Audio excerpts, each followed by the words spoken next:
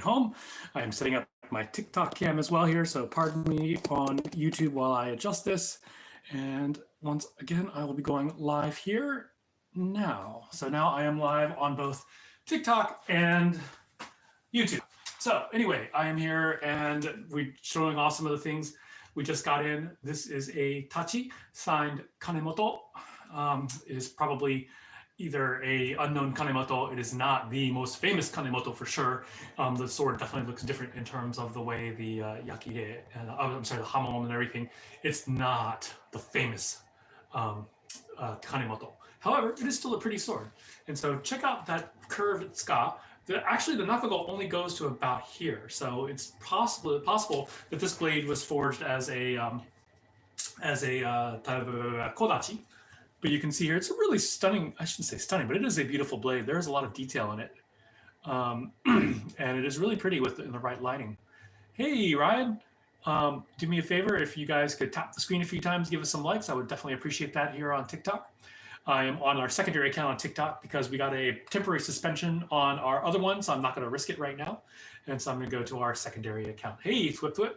So anyway, yeah, check out and Italian Pepper says konbanwa, or does he say konnichiwa or konbanwa? He says konbanwa. Okay, so yeah, check out the tsuka on this. And once again, the nakago only goes about that far, and then this curvature is mostly in the what do you call it, in the tsuka.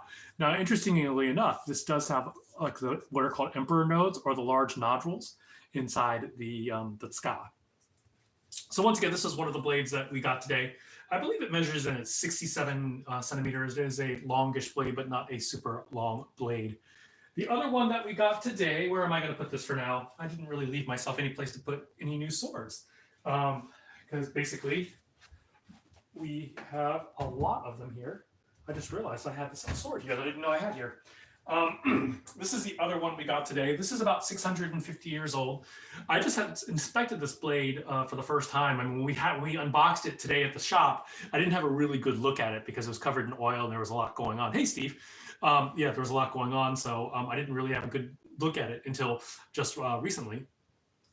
But now I've looked at it. It's really, actually, a really stunning blade, a very healthy blade. Could tachi be used with two hands, like hypothetically speaking, if it were used on foot? Yeah, sure. The handle of a tachi is long enough usually for two hands. So there are some, you'll see some that are one-handed. Those are sometimes called katate. So anyway, yeah, this is the one that just came in. This is a stunningly healthy blade. I was really surprised, especially considering that it is about 650 years old. The only blemish is right about, let's see if we can see it. It's on this side. It's not hard to see with the naked eye. I'm looking, but it is hard to see if I'm on the wrong side. So there we go. There is a blemish right through there. And I suspect that's where it might have been rubbing up against the inside of its scabbard when it was used. It is in what we call old polish. It is not a new polish, but it is actually a stunningly healthy blade. It's like buff. There are no openings. And what happens with a lot of antique swords is when they're polished, polish removes steel. And so sometimes the underlying iron is exposed. But this one, there are absolutely no holes in it. This is, like I say, a stunningly healthy blade. So anyway, yeah. Let's see. And putting this back. So these are the two swords that we got today.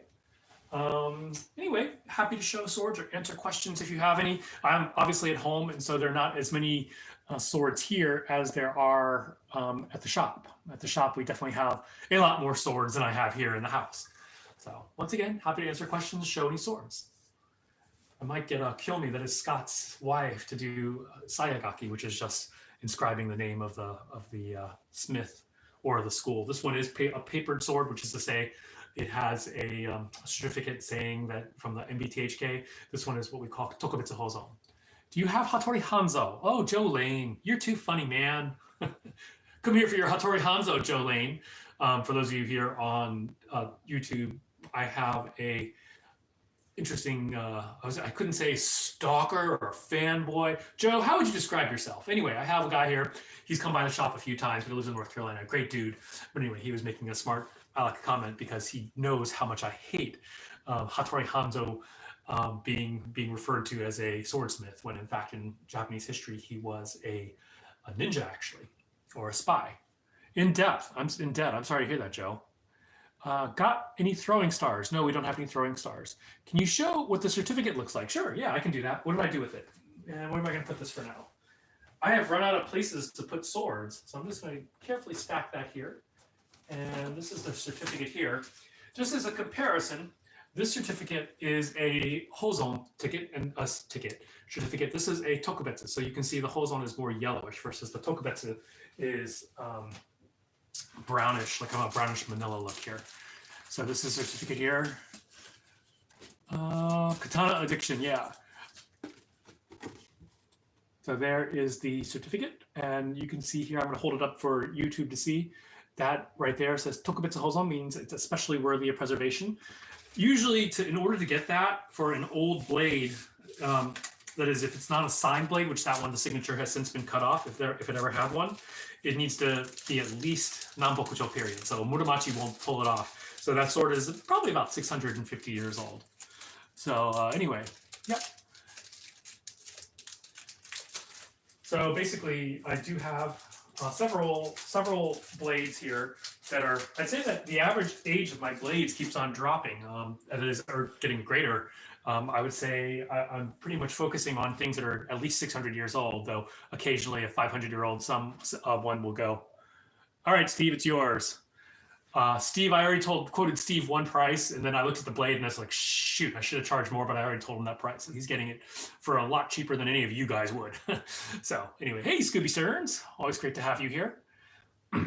This is the secondary channel, so we only have 7 people on TikTok right now.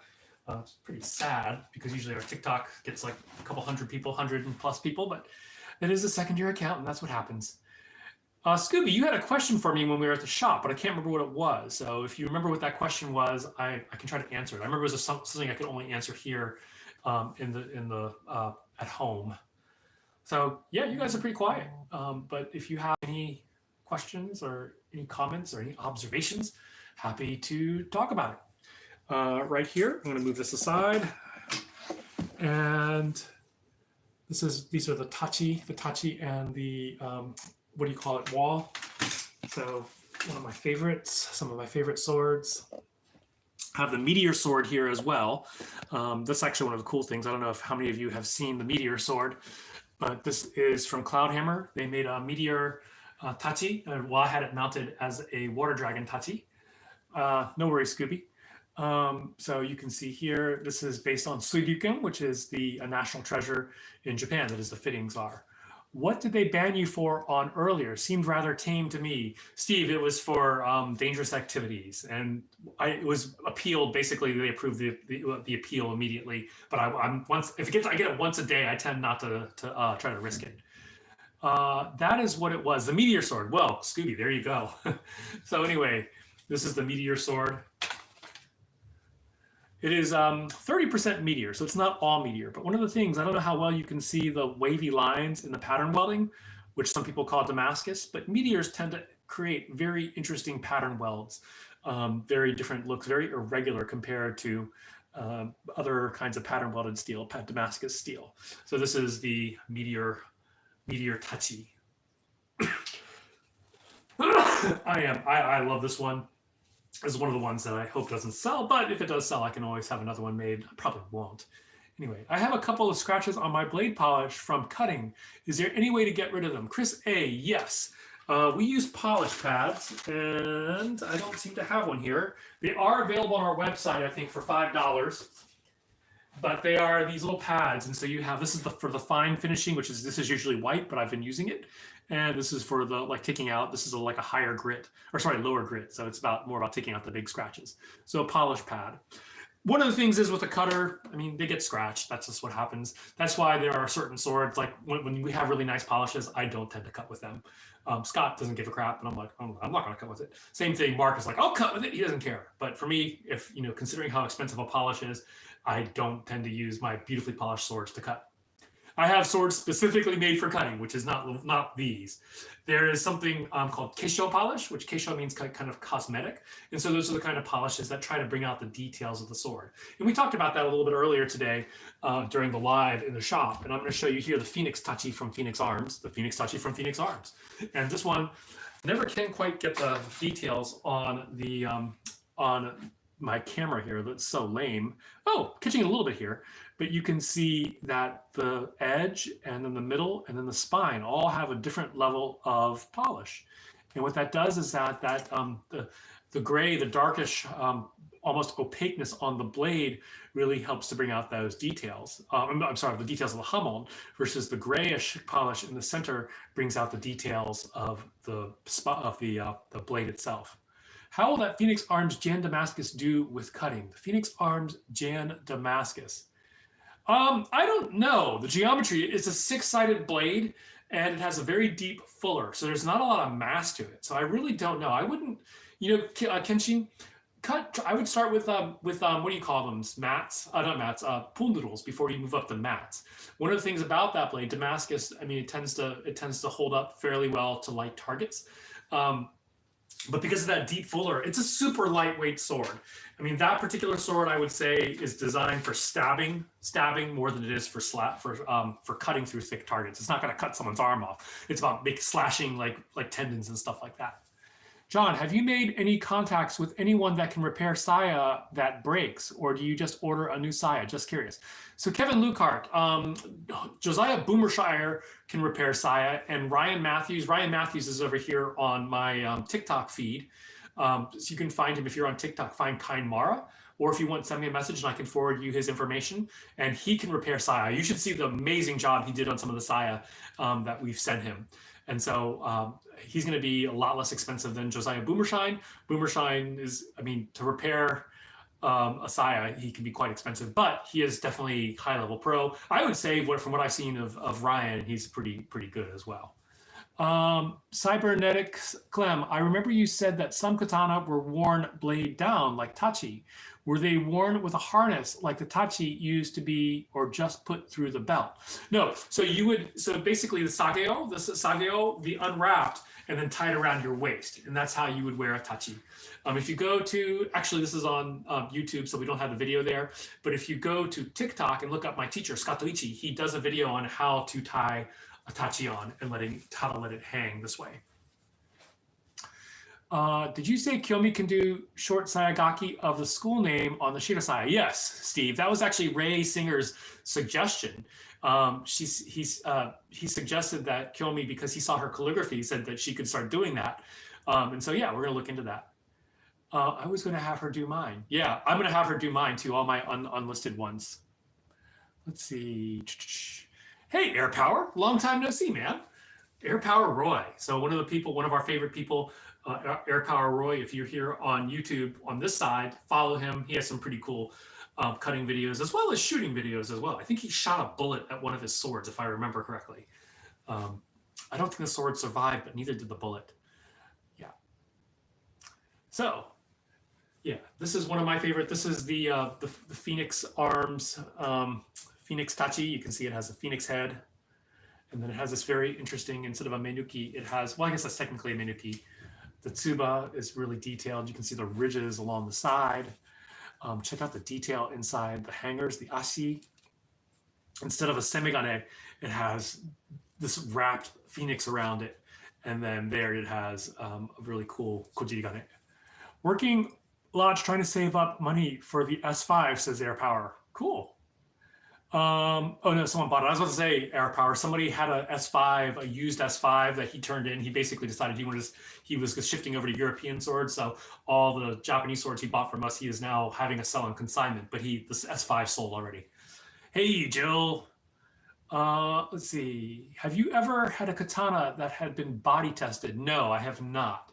Insanity Pepper, that's not my thing. I know a lot of people like that sort of thing, but that's not, no, not my thing. Yeah, a lot of people say, has that sword ever been in battle? And I'm actually going to be getting a sword that has a battle mark in it pretty soon. But has it ever killed somebody? If it has killed somebody, I'm kind of like, I don't know if I want that in my house.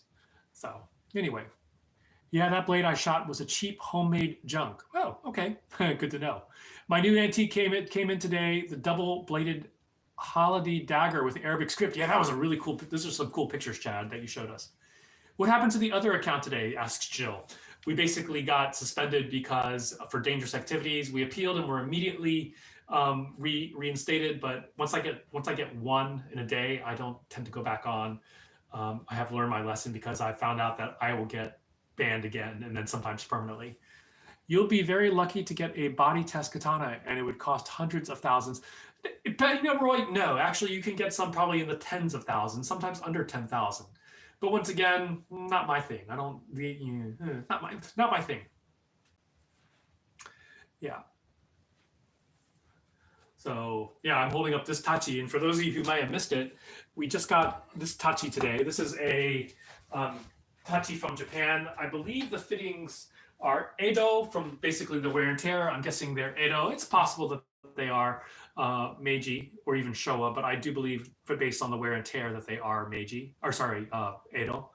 It has a new saya, and it has a new wrap, really pretty curve in the ska. The Nakago, the tang only goes up to about there, let's see, about there, and then starts curving. It has this really interesting looking emperor node. This is basically the middle of the belly of the ray. So they usually have larger nodules there. And the blade is a koshizori style blade. So the curve starts right there. So this is a very classic shaped blade, even though I am assuming it is in a Shinsakuto, a new blade. I have seen body tested under 5K. Masa and Raymond Yen has had them for sale. Oh, okay. Yeah, not my thing.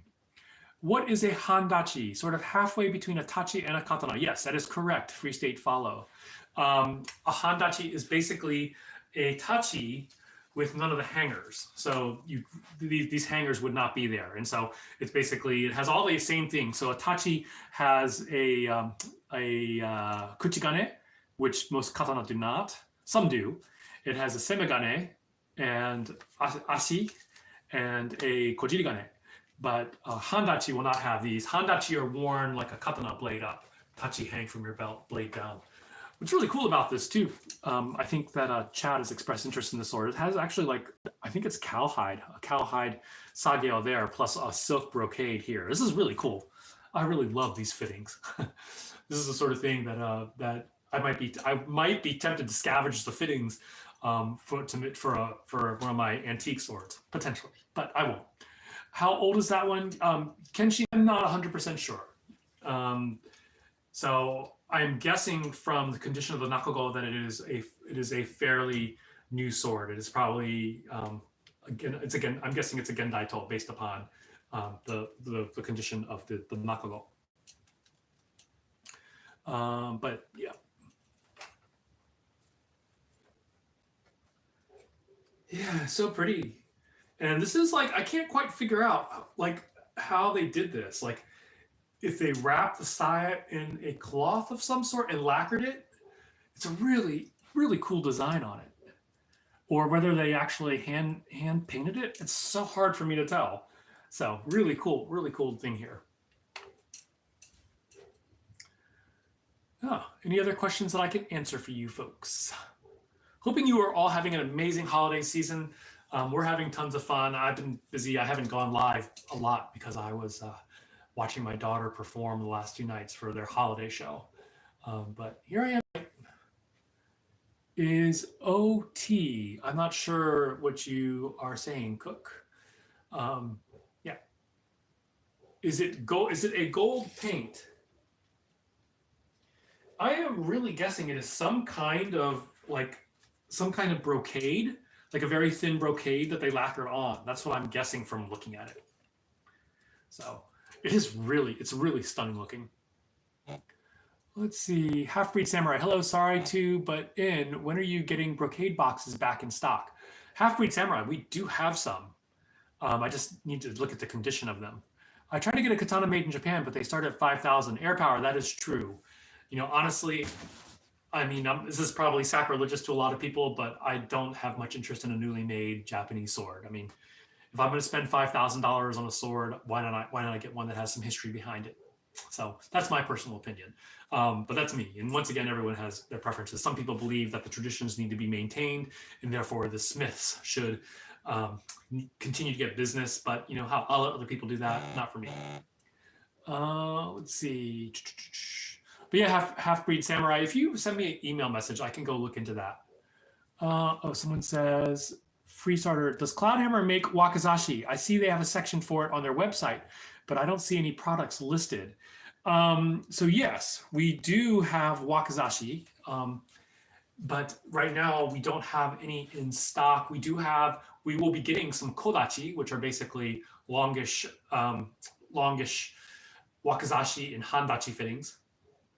So we do have kodachi, and we can custom make them, but they aren't going to be cheap. So it's really hard. It's not really worth it for us to do a production run of wakizashi that is like mounted wakizashi because there's just not a lot of demand for them.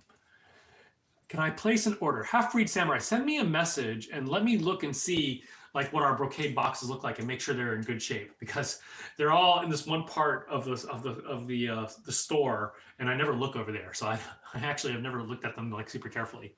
I need a vacation from my vacation. We were nonstop. Oh, okay. So that's Cook talking about his trip to Florida. Cool. Do you have any Japanese police registration katana certificates?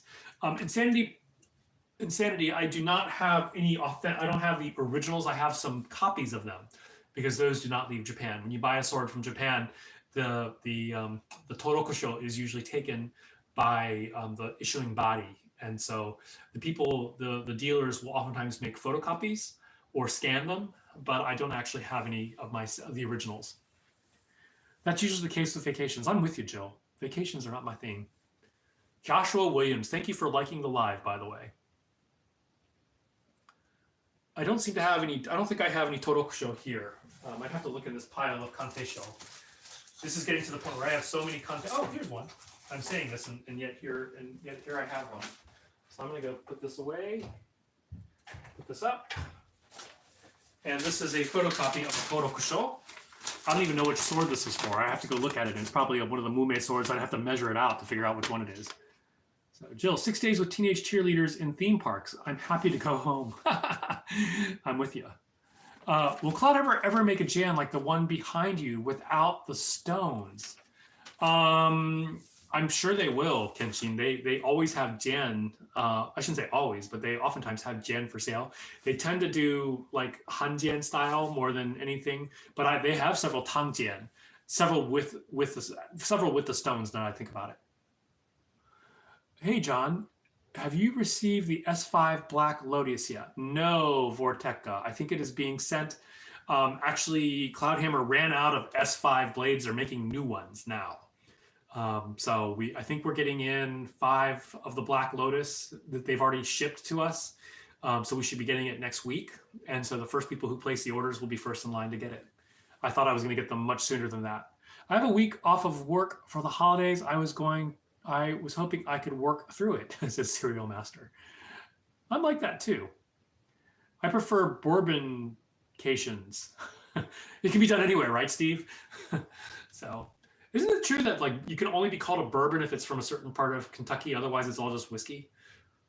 I'm not an alcohol person, so I don't know my thing. Some people are into wines, and some people are into beers. I actually love beers, but I get fat off them, so I don't really have much beer anymore.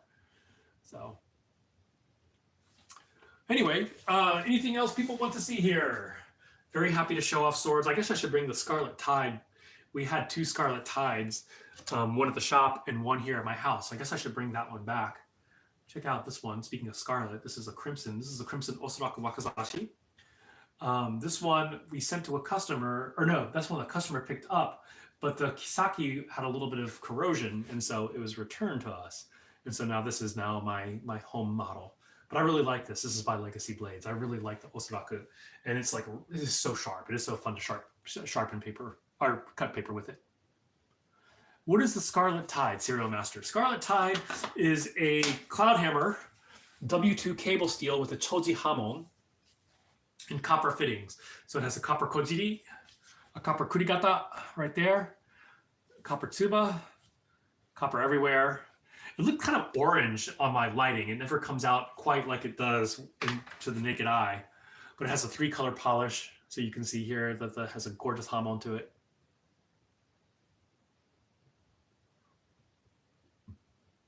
So this is, the Scarlet Tide. Oh, it has an okisaki there. It's like basically a 2-inch long kisaki. I'm a big fan of big kisaki. I don't even know why. It's not like you can cut with them that much. They're for stabbing, but for whiskey to be called bourbon is a mash mixture needs to be high in corn. Oh, great. Are the Usagi Kenshin models getting the same polish as the Scarlet Tide? Yes. I do believe it will end up being like a 3-color polish. Any benefit from cable steel? Looks nice though. Cable steel, it takes a hamon really well. Low fail rate with the hamon, really pretty hamon, and takes polish really nicely. I would say, functionally speaking, it's not a huge benefit over 1095 or T10 from a purely functional point of view. Especially when any steel that's differentially hardened, the durability drops no matter what steel it is. I just watched your Nihonto unboxing for those 2 new swords you just received. Are you going to sell the katana or keep it? How much, if ever? Vorteca, the katana just sold to one of our long-term awesome clients, but I can show it to you here. If this is the one you're asking about, the katana did sell. And the tachi, I believe, has sold. Or at least has someone who is ready to drop the bomb on it. Speaking of okisaki, check out the okisaki on this antique sword here. This is the 650-year-old Uda school sword with Tokubetsu Hozo. Steve, by the way, if you're still there, do you want me to send this tomorrow or do you want me to wait till after the Christmas season? Because honestly, I'd wait till after Christmas season because the porch pirates and mix-ups start to decline a lot. This is actually a gorgeous blade. Like when I first saw it, when we first unboxed it, I didn't really get a chance to have a good look at it because number one, it was covered in oil, but then I took the oil off and studied it and it is such a buff, healthy blade. I think this has only had its original polish. That's how beautiful it is. So yeah, this one I was probably going to sell for $6,500 to $7,000. So. By the way, Chad, the Usagi Kenshin, I think technically they're Usagi Kagekatsu, not Kenshin. You can wait, give you a chance to ask Kyomi about the Sayagaki. Well, Steve, you can ask her about that, and then we could definitely do that. Basically, what Ray said was to put the attribution, and the length. So. But yeah, if you want to do that, talk to her, and then I can always give it to her to do that. Yeah, Half-Breed Samurai. This is a 650-year-old Nihonto. It's long at about 30 inches. If someone wants to do the math, 76 centimeters. I can't convert from 76. I know that's like 29 plus, maybe 29 and a half to 30 inches. So, hello, Hunter Loke. Yeah, if you want Kyomi to do the Sayagaki, then yeah, I can give this to her to do it. This is a really pretty Shirasaya too. Sorry for that sudden change in tone. The Shirasaya is really pretty. Everything about the sword is really nice. This is probably going to be one of the ones I regret selling, Steve. So I regretted I probably regretted 4 swords that I sold to Steve. The Moritatsu, I really like that sword. But I really needed to sell it in order to get the sword I like even more. The Sleeping Dragon, which I needed to get the Komihara, and then it turns out I didn't need to sell it. And then the Komihara, which I sold to get it. Anyway, I'm always selling these swords in order to get kind of my dream swords and then kind of regretting it. So anyway, what's the update on the 2 Isao Machi Nihonto? I haven't heard anything about it. Mara. However, what I was talking to Charlie White in Japan, and he was saying about the Nihonto I got from him, the Tegai sword. He said that he was envying that one. He really wanted that one. So I had lost interest in that sword. I had bought it and I sort of gave it up for loss. I was like, oh, I'm never going to get it until I go to Japan and track that bastard down and hope he doesn't have a sword in his hand when I face him down. But no, we ended up communicating with him, and supposedly it'll be sent our way. We'll see what happens. But anyway, I'm getting excited about it again because he was talking about how awesome it was. John, that Naginata Naoshi, was that steel T10? Yes. Yes, Cook. Let's see. Pronounced Luke. Oh, okay. Luke Skywalker, right? Just like the French spelling, Luke. You're the closest on the first pronunciation, though. Do you think it's a good idea to invest in an S5 sword for like an overall sword, something you can handle for basically a lifetime without having to worry about it? Serial Master, yes, except you have to worry about it in moisture. There's one thing to quote to note about S5 is that its performance drops in super cold weather. So once it gets well below freezing, S5 is mortal. So you can cut normally with your S5 sword, but don't cut like during freezing temperatures, but don't do anything crazy with your S5 during freezing temperatures. Like almost all steel degrades. And that's actually one of the cool things about the Gunto. The Japanese army made military swords out of mantetsu, which is Manchurian railway steel, and because it held up in the cold weather. So I kind of want one because I think the idea is really cool, but at the same time I don't want one because Gunto, there's just some bad juju behind them. Let's see. Just like girls, the beautiful ones are always taken fast. The UK has similar katana import laws as Japan, doesn't it? No, I think the ones in Japan are probably more strict because you can only have a nihonto in Japan. Like you can get all kinds of swords into the UK, but you can only get tamahagane nihonto into Japan. That is official Japanese swords. Those are the only things you can get into Japan. Tell Cloudhammer to get that L6 Bainite. They can do it, Kenshin. They can do it, but it'd be very expensive.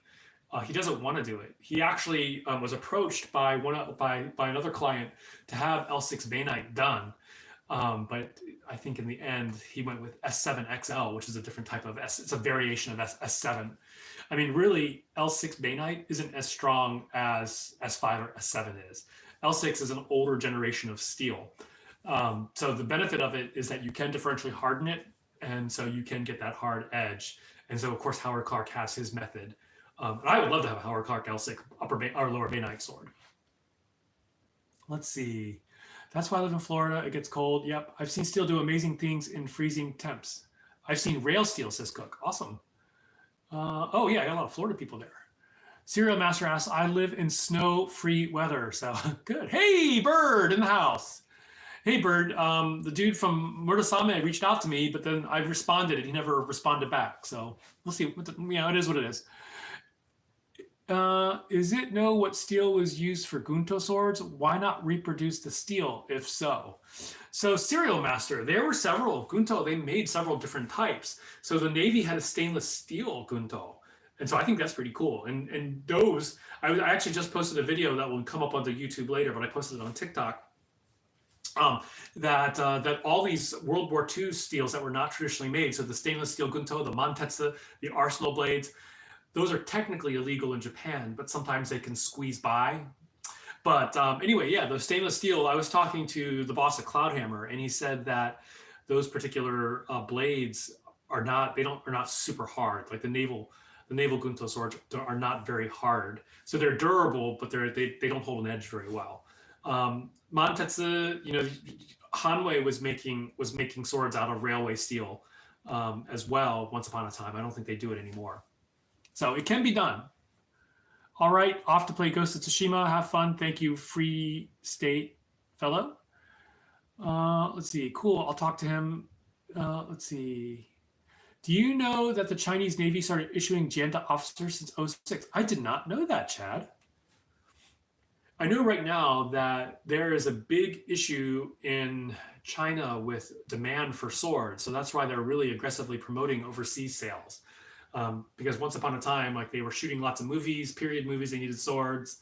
There was a strong domestic market for swords, but that's kind of fell out recently. And so they definitely need to work into foreign markets. They're trying to penetrate foreign markets. Have you purchased Nihonto from him? Vorteca, from whom? From whom? Let's see. What time is it? It is almost 9 o'clock. Yeah, Vorteca, let me know who you're asking about. If you're talking about Machi Isao, then yes, I bought two, but I have yet to see them. They have yet to come my way.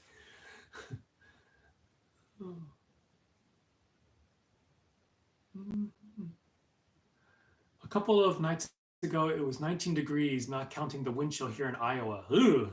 Yeah, we were down to 22, Jill. We were down to 22 here in Richmond.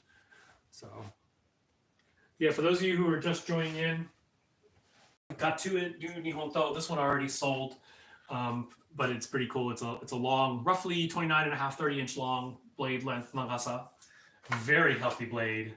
Has one blemish over here, but other than that, it's such a buff big blade. I have a feeling I am going to regret this one. Regret selling this one. It's really pretty. Steve, when you see this, like the lighting here does it no justice, but if it really sparkles, it is a really beautiful blade. I mean, I would say not super far off from your the Komihara you got. Favorite sword production company? Mine is something Emporium. Never heard of them. For me, it would be probably Dragon King or Cloudhammer.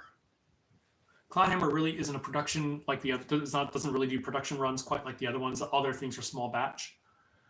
Yeah. So cool. I get to hang on to this a little longer while Steve, while we wait on getting this. Yeah, I would not recommend something like this being sent during the holidays, just because I don't know if Steve, if you have any issues with porch pirates. I wouldn't think so where you live, but things can get lost really easily. All right, it's closing in on 9 o'clock. I'm going to be shutting down. My daughter is feeling a little under the weather after all of her major performances and stuff, so I'm going to shut down now. But what is the best type of steel katana for drawing practice? I would say stainless steel, Scott Schilling, because stainless steel, you don't have to wipe it down every time you do your noto. Are other S5 supposed to come in with the black Lotus shipment? Yes, Cook. Several S5 coming in. Let's see. All right, folks, I'm going to shut it down, but thanks again for joining in. The tripod's about to fall over. This is a really crappy tripod, but it is what it is. How about for cutting? Scott Schilling, if you're new to cutting, then I would go for 9260 or 5160 spring steels. If you're better at cutting than T10 clay tempered, or if you want to go up to some better steel than SX105V from Cloudhammer. Half-breed Samurai, yep, happy holidays, Merry Christmas. I'll be on a few more times before Christmas. So, all right, people, good night.